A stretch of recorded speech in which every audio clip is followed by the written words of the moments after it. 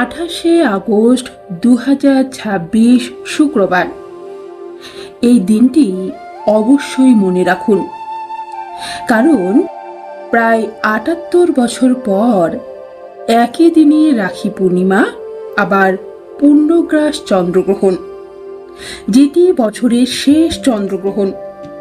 আর এই দিনেই সবচেয়ে বেশি বিপদ বা সবচেয়ে বেশি সতর্ক গর্ভবতী মায়েরা যারা আছেন তাদেরকে থাকতে হবে। এবং অনেকের মনে এই প্রশ্ন জাগতে পারে, যেহেতু ওই দিনে গ্রহণ এবং গ্রহণের 12 ঘন্টা আগেই সূতক লেগে যায়, এবং গ্রহণের সব থেকে বেশি প্রভাব কিন্তু গর্ভবতী মায়েদের ওপর পড়ে, তাই ওই দিনে তারা রাখি বাঁধতে পারবেন কি পারবেন না। যদি রাখি বাঁধতে হয় তাহলে কোন সময়ে রাখি বাঁধবেন, বা বাড়ির বাইরে বেরোলে সন্তানের ক্ষতি হতে পারে কি পারে না, এই দিন কি করবেন কি করবেন না। বন্ধুরা, এবছরের শেষ চন্দ্রগ্রহণ কবে পড়ছে, এই গ্রহণ ভারতে দৃশ্যমান হবে কি হবে না, গ্রহণের স্থায়ীকাল কতক্ষণ থাকবে, তার সমস্ত তথ্য কিন্তু আজকের ভিডিওতে থাকবে। তাই ভিডিওটি স্কিপ না করে শেষ অবধি সাথে থাকুন। আশা করছি আজকের এই তথ্যে আপনারা একটু হলেও উপকৃত হবেন, এবং আপনাদের সকলকে জানাই দেবালয়ে সুস্বাগতম। চলতি বছরের দ্বিতীয় এবং শেষ চন্দ্রগ্রহণ হতে চলেছে আগামী 28শে আগস্ট বাংলার 11ই ভাদ্র শুক্রবার। মহাজাগতিক এই ঘটনাটি ভারতে অদৃশ্য, এবং এটি একটি খণ্ডগ্রাস চন্দ্রগ্রহণ। চন্দ্রগ্রহণের সময় পৃথিবীর যে অংশে রাত এবং সেই সময় যে অঞ্চল থেকে চাঁদ দেখা যাবে, সেই সমস্ত অঞ্চলেই এই চন্দ্রগ্রহণ দৃশ্যমান হবে। এবং ওই দিন ভারতে তখন দিন থাকার কারণে ভারতে এই গ্রহণ দৃশ্যমান হবে না। এই গ্রহণ দেখা যাবে দক্ষিণ মেরু অঞ্চল, আফ্রিকা, ইউরোপ, ভারত মহাসাগর, আটলান্টিক মহাসাগর, প্রশান্ত মহাসাগর থেকে।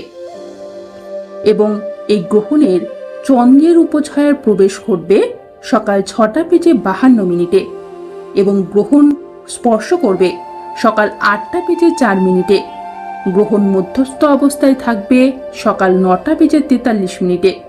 গ্রহণের মুখ্য সময়কাল সকাল 11:22 এবং চন্দ্রের উপছায়া ত্যাগ হবে দুপুর 12:33।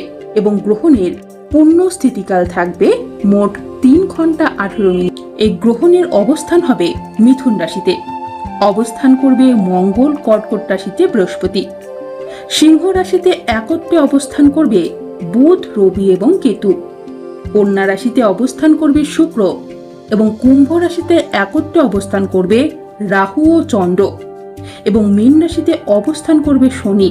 এবং তাই গ্রহণের প্রভাব কিন্তু বেশ কয়েকটি রাশির ওপর পড়তে চলেছে।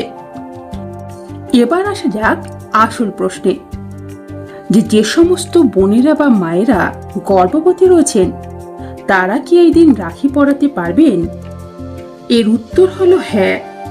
28শে আগস্ট 2026 রাখি পূর্ণিমার দিন যে চন্দ্রগ্রহণ পড়ছে, সেই দিন গ্রহণ থাকলেও গর্ভবতী মহিলারা অবশ্যই তাদের ভাই বা বোন বা দাদাকে রাখি পরাতে পারবেন।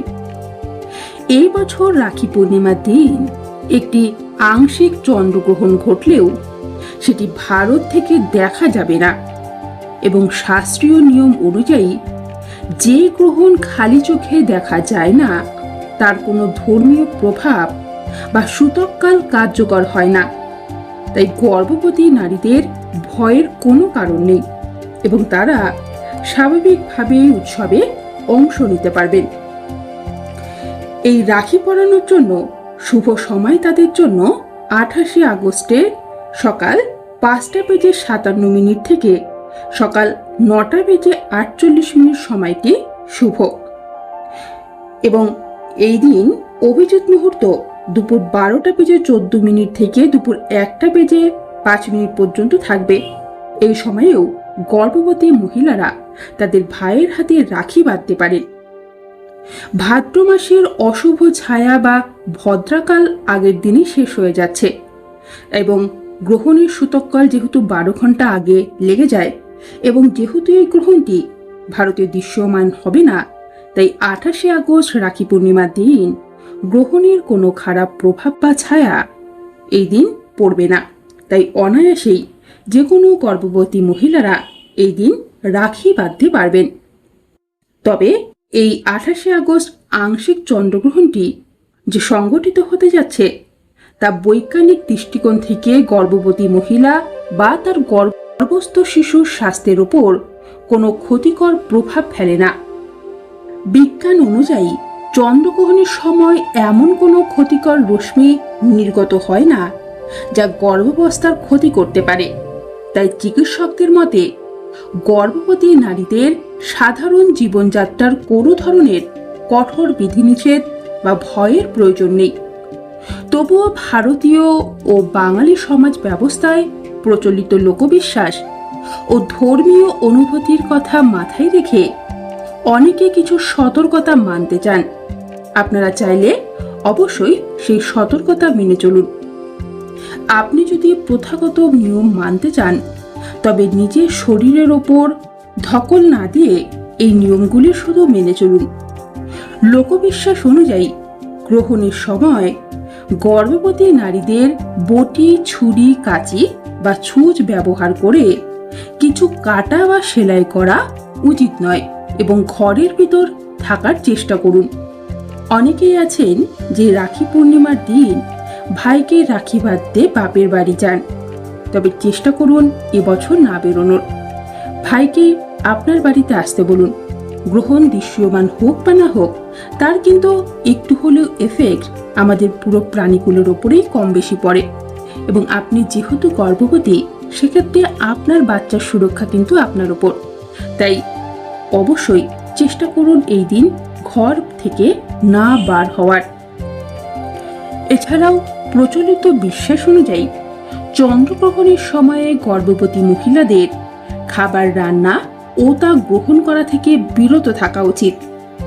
এ সময় গ্রহণের অশুদ্ধ রশ্মি খাবারকে দূষিত করে দেয়। এমন পরিস্থিতিতে গর্ভস্থ শিশুর বিকাশ বাধিত হয়। বাড়িতে আগে থেকে রান্না করা খাবার থাকলে তাতে তুলসী পাতা দিয়ে রাখবেন। এমন করলে খাবারের বিশুদ্ধতা বজায় রাখা সম্ভব হবে।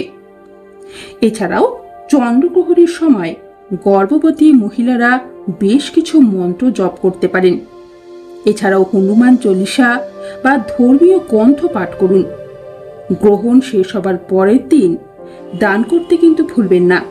এতে শুভ ফলের প্রাপ্তি সম্ভব এবং আপনার সন্তান সুস্থ দীর্ঘায়ু হবে এবং মা ও সন্তানের উন্নতি হয়, আরোগ্য লাভও সম্ভব। এবং শাস্ত্রমতে গর্ভবতী মহিলাদের চন্দ্রগ্রহণ দেখা উচিত নয়। এ সময় চাঁদের থেকে যে নির্গত রশ্মি বের হয় তা থেকে দূরে থাকাই শ্রেয়। এবং গর্ভবতী মহিলা যারা রয়েছেন তারা গ্রহণ শেষ হয়ে যাওয়ার পর এই কাজ অবশ্যই করবেন। স্নান করে নেবেন এবং স্নান অবশ্যই গঙ্গা জল বা বিশুদ্ধ জলে অল্প নুন মিশিয়ে স্নান করুন। এরপর স্বচ্ছ পোশাক ধারণ করুন এবং পুরনো পোশাক দান করে দিতে পারেন এবং এই সময় চেষ্টা করবেন যত সম্ভব বিশ্রাম নেওয়ার বা আরামে থাকার। এটি আপনার এবং আপনার বাচ্চা উভয়ের জন্যই ভালো। তবে বিজ্ঞান ও চিকিৎসকদের পরামর্শ অনুযায়ী খাবার ও জল খাওয়া বন্ধ করবেন না। গ্রহণের সময় দীর্ঘক্ষণ না খেয়ে থাকলে শরীরে জল শূন্যতা বা রক্তের শর্করার মাত্রা কমে যেতে পারে। এটি মা এবং শিশু উভয়ের জন্যই ক্ষতিকর। তাই আপনার নিয়মিত পুষ্টিকর খাবার এবং পর্যাপ্ত জল পান করা চালিয়ে যান। প্রয়োজনীয় ওষুধ এবং বিশ্রাম নিন এবং অসুবিধা হলে অবশ্যই চিকিৎসকের পরামর্শ নিন। অযথা আতঙ্কিত না হয়ে স্বাভাবিকভাবে ঘুমান ও বিশ্রাম নিন এবং রাখি পূর্ণিমার এই শুভ দিন নিশ্চিন্তে নির্দ্বিধায় সুষ্ঠুভাবে বাড়িতে আনন্দের সহিত পালন করুন।